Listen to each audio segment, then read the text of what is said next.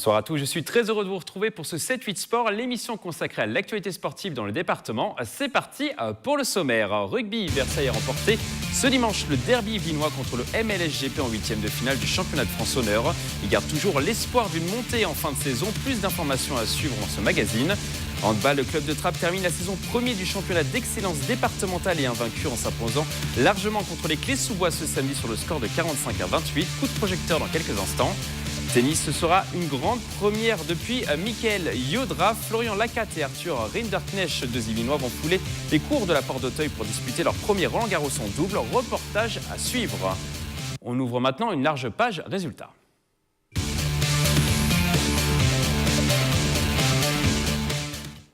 On commence donc ce magazine par du rugby. Ce dimanche, Versailles a réussi un coup de maître en venant à bout de l'entente Maison Lafitte Saint-Germain-en-Laye et Poissy en 8e de finale du championnat de France Honneur. Le score 13-3 dans une ambiance électrique. Des images de Nicolas Dandry, un montage de Romain Ruspini. La célébration était au niveau de la décharge d'énergie déployée par le RC Versailles ce dimanche. Les joueurs de la Cité Royale se qualifient en quart de finale du championnat de France Honneur après une victoire dans le derby yvelinois contre le MLSGP. Score final 13-3. Gros match, on le savait. On n'a pas forcément réussi à produire ce qu'on aurait voulu produire aujourd'hui. On a beaucoup subi et on allait chercher avec les tripes parce que c'était vraiment dur contre cette équipe de Maison Lafitte qui n'a rien lâché. Une victoire acquise en grande partie grâce à une défense resserrée dans les derniers mètres qui a perturbé leurs adversaires. J'avais récupéré des vidéos, donc je savais un peu comment ils jouaient. Donc on avait mis en place un système de défense qui a fonctionné avec des couloirs. Une défense de fer qu'il faudra revoir au prochain tour. Les Versaillais affronteront Chalon-sur-Saône, l'une des meilleures équipes de division honneur et candidat au titre. Versailles devra les battre pour continuer à rêver de la montée. Voir ce qu'on vaut face à une grosse équipe sans pression aucune, parce que là pour le coup on n'a vraiment pas la pression. Donc et voir ce qu'on vaut face à des semi-pros, on va dire. On sait que c'est très compliqué, on verra en fonction des résultats, il y a des tapis verts, etc. On ne peut pas vraiment calculer sur les phases finales. Et après on prend les matchs les uns après les autres, on aura un gros match dans 2 semaines. On sait qu'il y a un énorme morceau qui va nous attendre. Après, on n'est pas mort, on est encore là et tant qu'on est là, il va falloir venir nous taper. La rencontre sera programmée le dimanche 10 juin sur terrain neutre entre la Bourgogne et Lyon. Les supporters versaillais, eux, rêvent déjà d'un nouvel exploit de leurs protégés.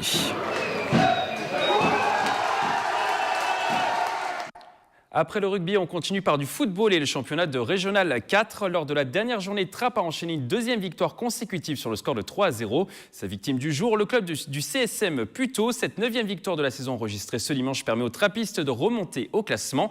Longtemps dans les profondeurs de cette Régional 4, il termine 9e sur 14 équipes engagées. De bon augure pour la saison prochaine.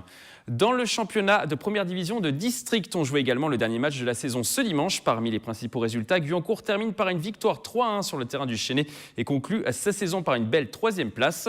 Maurepas s'impose 4-0 sur le terrain d'Épaule et conserve sa place dans le top 5 de la division. Enfin, Montigny, le Bretonneux, s'incline 3-2 sur le terrain du leader Les Mureaux et restera dans cette division l'année prochaine. En football américain, terrible désillusion pour les Templiers d'Élancourt en demi-finale de play-off de 2e division. En course pour la montée à l'échelon supérieur, les Élancourtois ont vu leur rêve brisé ce week-end. Ils se sont inclinés 44-40 à l'extérieur dans un match à rebondissement sur le terrain des Corsaires d'Évry, une équipe pourtant invaincue cette année. La saison se termine donc prématurément pour les Templiers qui devront retenter leur chance l'année prochaine. Enfin, en basket, on joue également ce week-end, ce dimanche à Croissy-sur-Seine. Les seniors féminines du Paris Plaisir Basket Club ont largement battu Saint-Germain-en-Laye en finale de la Coupe des Yvelines. Le score 71-57, une belle revanche pour la section qui avait perdu 2 finales sur les 2 dernières saisons dans cette compétition. En handball, Trappes a réussi à réaliser une saison parfaite dans le championnat d'excellence départementale. Les trappistes sont imposés ce samedi dans leur gymnase contre l'équipe des Clés-sous-Bois 45-28. Des images de Nicolas Dandry, un montage de Romain Ruspini. Les Invincibles de Trappes ont encore frappé ce samedi 26 mai. Les trappistes terminent la saison 1er du championnat et invaincus en remportant un ultime match en excellence départementale contre les Clés-sous-Bois. Sur un nouveau festival offensif, le score 45-28. On avait en cœur de finir en beauté, voilà, pas un match serré à la fin et de rester invaincu jusqu'à la fin de la saison. On l'avait annoncé, on avait envie de le faire, on l'a fait, voilà, on a fini le travail. C'est impressionnant, c'est un message fort qu'on envoie, notamment aussi. Après, c'est un aboutissement aussi, c'est un gros travail. On a beaucoup travaillé cette saison. L'année prochaine, les joueurs évolueront en division pré-régionale 4 ans seulement après la renaissance du club, un niveau qui n'effraie pas l'équipe. Si on arrive dans les 2 premières places, on montera en région. Donc c'est l'objectif clairement de garder le groupe, de renforcer avec 1 ou 2 membres et puis d'aller chercher la région. On fera partie, je pense, des équipes qui auront la prétention de monter l'année prochaine. Mais on ne sera pas seul et on sait que ça sera difficile. On ne peut pas faire du sport en se disant on joue à moitié. On a encore une équipe qui se renforce l'année prochaine et nous on a envie de continuer l'aventure et l'objectif c'est de jouer en région, d'amener le club en région. La saison reprendra en septembre prochain, l'occasion d'étendre encore un peu plus cette série d'invincibilité historique du club.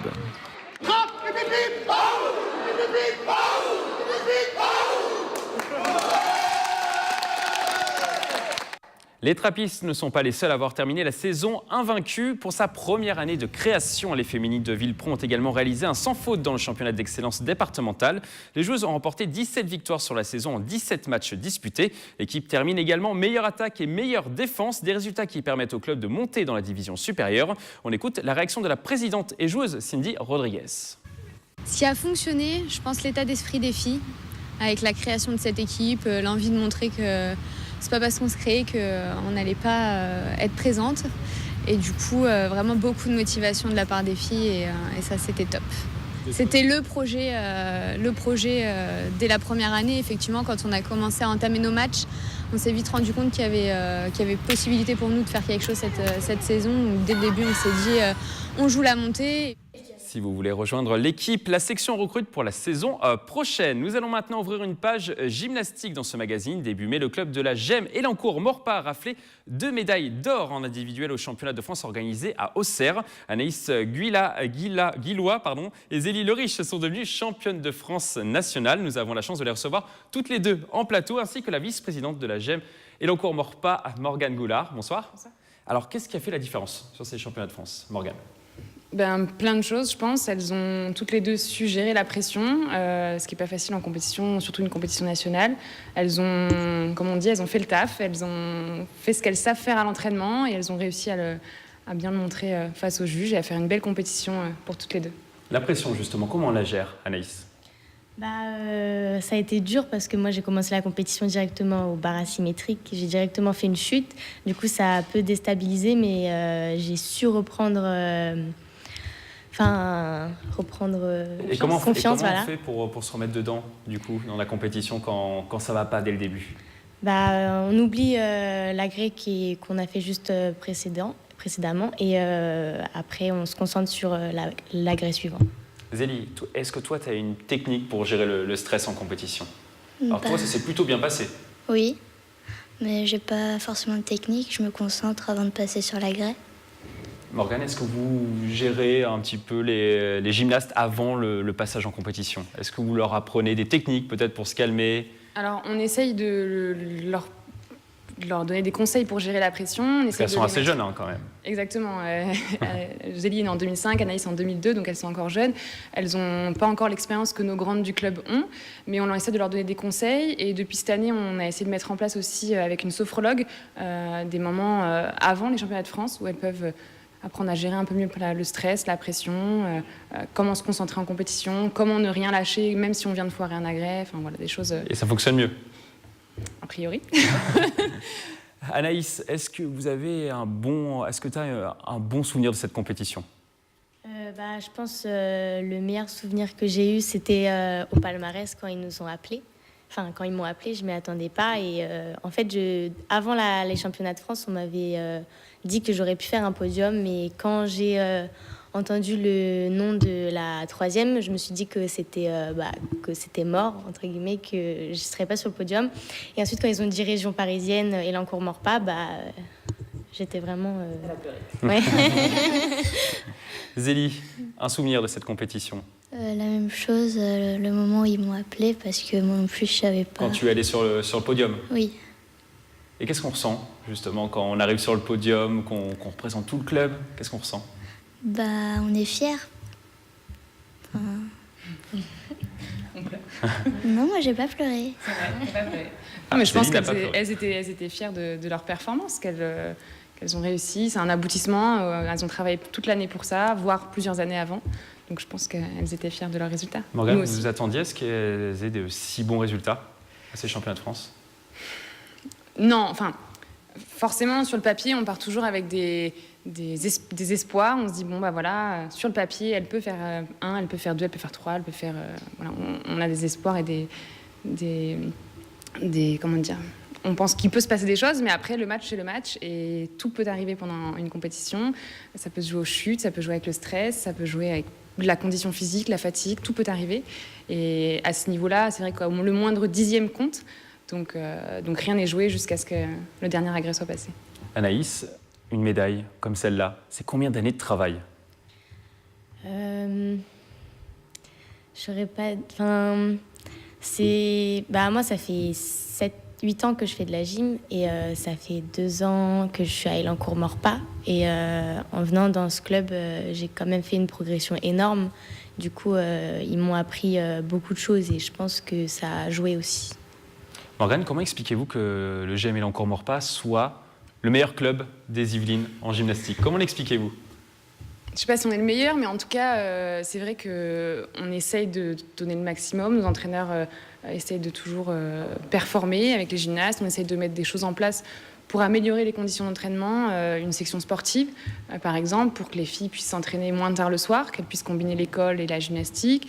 On essaye, comme je vous l'ai dit, de mettre des choses en place pour gérer la pression. Voilà, avec des petites choses, on essaye d'améliorer les conditions d'entraînement. Je pense que nos entraîneurs aussi sont performants, il faut le dire. Ce sont les meilleurs du département. Très contents de les avoir. Je ne sais pas, mais en tout cas, on est très contents de les avoir et ils sont très performants. Donc, après, voilà, je pense que les résultats aussi peut-être amènent le monde. Et quand on voit qu'on a des résultats, peut-être des nouvelles gymnastes s'inscrivent chez nous. Et voilà, le monde amène le monde. Les prochaines échéances pour le club de la GM Élancourt-Maurepas? C'est le week-end prochain à Villefranche-sur-Saône. Et donc, nous avons 3 équipes en compétition à finalité nationale. La DN1, qui doit se maintenir en division nationale 1. C'est l'objectif principal. Et puis, 2 autres équipes... la division nationale 3 et une nationale B. Merci à toutes les 3 d'être passées sur ce plateau. On vous souhaite de remporter un maximum de médailles et déjà sur le week-end prochain. Merci beaucoup. On continue ce magazine par du tennis. Le prestigieux tournoi de Roland-Garros a débuté ce dimanche du côté de la Porte d'Auteuil. Les spectateurs pourront notamment voir Rafael Nadal ou encore Novak Djokovic, mais également 2 Yvelinois, Arthur Rinderknecht et Florian Lacatte, 2 joueurs qui ont tapé leur première balle dans le département. Des images de Manon Varaldo, un montage du Roger Federer de la rédaction, Romain Ruspini. L'ambiance est détendue et pourtant dans quelques heures, Florian Lacatte et Arthur Rinderknecht joueront sur les cours de Roland-Garros. Ces 2 Yvelinois de 22 ans ont bénéficié d'une invitation pour jouer sur ce tournoi du Grand Chelem en double. Une première pour un joueur du département depuis un certain Mickaël Yodra. On est très chanceux d'avoir eu cette wildcard en double et je suis vraiment impatient de vivre pleinement cette expérience de mon premier Roland-Garros. C'est génial, c'est top. Avec Arthur, on s'y attendait pas forcément, mais c'est vraiment un super cadeau et on va essayer de se concentrer à 100% pour en tirer le meilleur. Les 2 tennisman qui dépassent les 1,95 m ne sont pas venus pour faire de la figuration Porte d'Auteuil. Les 2 droitiers ont déjà travaillé sur leurs points forts et leurs points faibles pour préparer ce rendez-vous.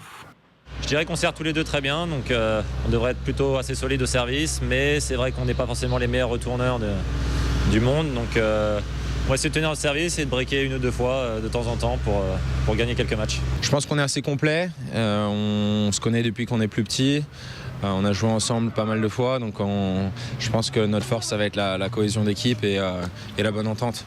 Premier match pour ce duo yvelinois ce mardi 29 mai contre la paire australo-georgienne John Millman-Nicolas Bazichvili. La rencontre est à suivre à partir de 11 h du côté de la Porte d'Auteuil. On prend maintenant la direction du golf de la Vaucouleurs. Mardi dernier, le T-Break Roland-Garros fêtait sa 27e édition dans le département des Yvelines. Comme tous les ans, au programme, des parties de golf entre célébrités comme Bruno Solo ou Philippe Candeloro, des ateliers pour les jeunes du département, une soirée caritative avec de nombreux lots sportifs mis aux enchères, comme des maillots du Paris Saint-Germain ou du FC Nantes. L'ensemble des profits a été reversé à l'association SOS Gazelle. On écoute les réactions au micro de TV78.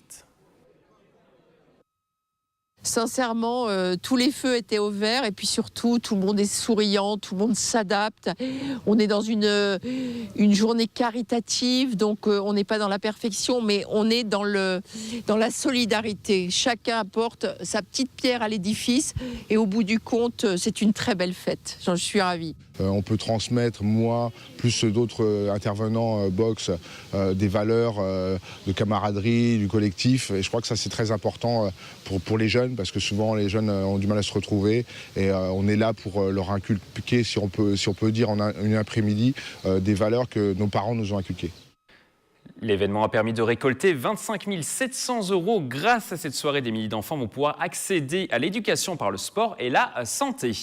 On continue à parler de golf et de la Ryder Cup. Vous en avez désormais l'habitude. Tous les lundis, TV78 vous propose de découvrir les moments qui ont marqué l'histoire de la compétition. Aujourd'hui, le président de la Fédération française de golf, Jean-Loup Charon, nous présente l'un de ses plus beaux souvenirs de la compétition. Regardez.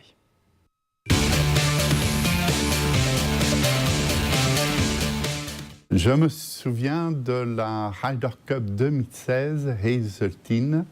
Nous sommes le dernier jour des parties d'entraînement le jeudi. Au trou numéro 7, sur le green, il y a Rory McIlroy, Justin Rose, Henrik Stenson. Partie d'entraînement. Ils sont sur le green, ils puttent. Le putt est assez long, 2 mètres environ, dirais-je. Et le premier rate le trou. Et parmi les spectateurs, une voix s'élève et dit « ce n'est pas la ligne ».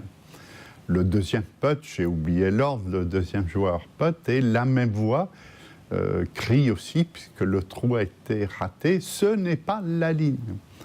Le troisième putt rate à nouveau et la même voix dit « ce n'est pas la ligne, moi je l'aurais rentré ». Et Stenson, agacé par cette voix qui les ridiculise un petit peu, en tous les cas les chambres, fend la foule, trouve le joueur, la personne qui a hurlé comme ça, l'amène sur le green, pose la balle, lui tend le putter. Et à ce moment-là, Justin Rose arrive en courant, sort un billet de 100 $, prend un tee et le plante devant la balle. Donc, l'enjeu du putt qui sera joué, c'est 100 $.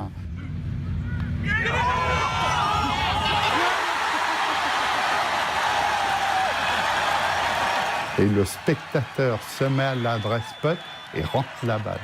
Donc, vous imaginez la foule en délire, les embrassades, les joueurs qui ont signé le billet de 100 $ et ce gars qui est sans doute devenu le golfeur le plus heureux du monde.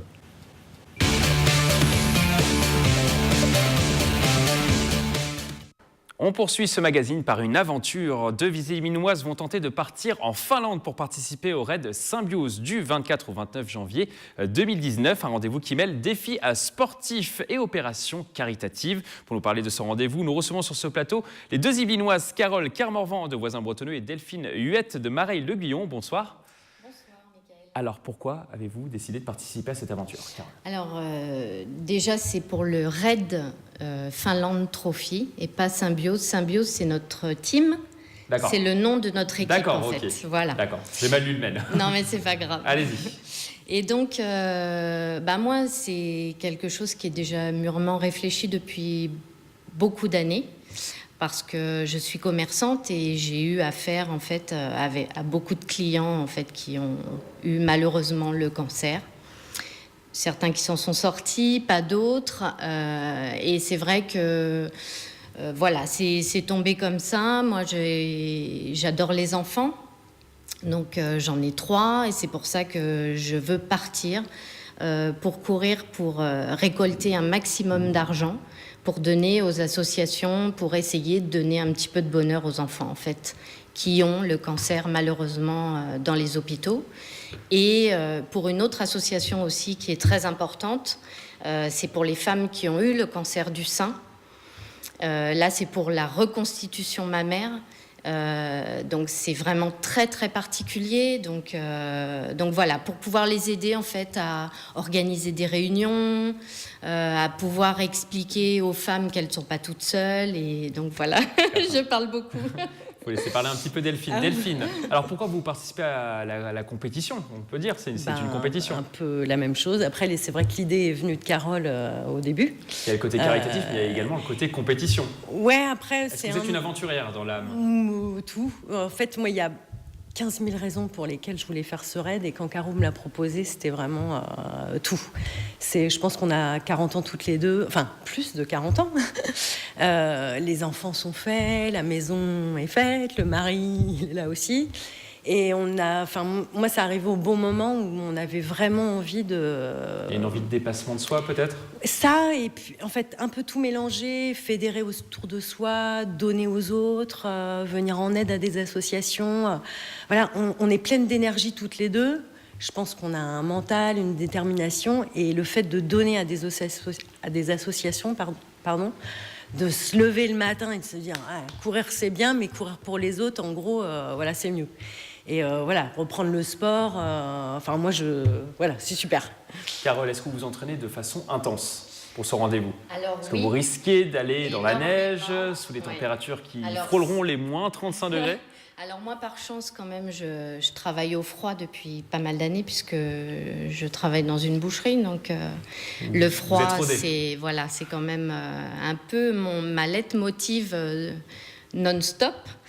Mais malgré tout, oui, en fait, j'ai repris la course et quand même le sport parce que moi, j'adore les challenges. Donc pour quelqu'un qui n'a jamais réellement couru, en fait, ça fait 12 fois que je cours, je suis à 16 km déjà. Donc je pense que c'est déjà... voilà. Et puis de toute façon, je suis très motivée. Et vous vous entraînez toutes les deux, ensemble ? Alors, on essaye une fois par semaine, mais c'est vrai que les agendas de l'une et l'autre sont un peu compliqués. Donc on essaye de se caler au moins une fois par semaine. Moi, pour le petit clin d'œil, là, il y a eu un reportage sur la GEM. Bon, moi, j'ai versé ma petite larme déjà derrière parce que je faisais partie de ce club-là étant jeune, et on était déjà un très très bon club. Et oui, on essaye de s'entraîner. Ouais, hier, on a participé c'est le trial des cerfs, je crois, à la Queue-les-Yvelines. Je crois, ouais, c'est ça. Et 25 km, voilà, ça c'est fait. Et on arrive bien classé, donc ça c'est bien. Dernière question, vous allez affronter 50 équipes. Est-ce qu'il y a quand même une envie d'aller le plus haut possible finalement dans ce classement ? Alors le premier truc, c'est de le finir, d'arriver jusqu'au bout, de rien lâcher. Après, on s'entraîne, mais comme des acharnés, parce que si on arrive dans les 5 premières, on rapporte encore plus aux associations en fait. Donc voilà, si on pouvait arriver au podium, ça serait magique. Je suis obligé de vous couper. Le temps imparti vous est terminé. Merci à tous les deux en tout cas d'être passés sur ce plateau. On suivra avec attention votre parcours. Dans le Grand Nord. Rapidement, vous avez 10 secondes. Voilà, on cherche un partenaire en fait, un club de sport qui veut bien nous parrainer pour pouvoir justement avoir un entraînement encore plus poussé que n'avoir que la course. Donc voilà, c'était le petit mot que je voulais demander. Le message est passé. Donnez. Merci à vous. 2 rendez-vous à noter maintenant dans vos agendas. Le comité des Yvelines de tennis de table organise la balle d'or des Yvelines ce samedi dimanche au gymnase des droits de l'homme à Guyancourt. Au programme, des tableaux jeunes le samedi et des tableaux adultes, dont 2 handisports le dimanche. Si vous voulez assister à cette compétition qui réunira plus de 400 joueurs, l'entrée est libre. Autre rendez-vous à noter dans votre agenda, si vous êtes fan de football, ce sera le match à ne pas manquer ce week-end dans les Yvelines. Morpa affronte ce dimanche Guyancourt en finale de la Coupe des Yvelines. Le match s'annonce équilibré. Les 2 équipes évoluent en première division de district. En demi-finale, Guyancourt s'était qualifié au tir au but contre Plaisir et Guyancourt s'était imposé 5-1 contre Ardricourt. On referme ce magazine par 2 événements insolites qui ont marqué l'actualité sportive du département ce week-end. Tout d'abord à Coignières, la ville organisait la 3e édition de ses foulées couleurs. Au total, 200 participants ont réalisé une boucle de 2 km dans la ville en courant ou en marchant sous une pluie de maïs coloré. Un rendez-vous festif qui a plu aux habitants. Ils étaient au micro de Nicolas Dandry. C'est rigolo, c'est agréable, ça amuse les enfants, ça amuse tout le monde. En plus, la nature fait bien les choses, ça forme des cœurs avec la transpiration. Donc voilà. Et toi, t'as aimé ? Oui, j'ai bien aimé. On sue ensemble, on transpire en famille, c'est important, on est tous en famille plus ou moins et ça nous fait du bien. Il fait beau, on voit la vie, non pas en rose, mais en toutes les couleurs. Ça fait un peu sortir, ça nous fait balader, rencontrer des gens, se faire des amis et avoir plein de couleurs sur soi et s'amuser. Dans un autre registre, cette fois-ci plus spartiate, plus de 20 000 aventuriers ont participé au Mud Day 2018, une épreuve extrême organisée dans les Yvelines depuis 2013 à Bennes. Les participants ont dû affronter 20 obstacles sur 13 km. Au programme, un univers peu hospitalier avec des bains de boue, de l'eau glacée et des barbelés électrifiés. Une ambiance camp militaire qui reviendra l'année prochaine dans les Yvelines. C'est la fin de cette émission. Merci d'avoir suivi. On se retrouve lundi prochain pour un nouveau magazine. D'ici là, passez une excellente semaine sportive. Très belle soirée sur TV 78.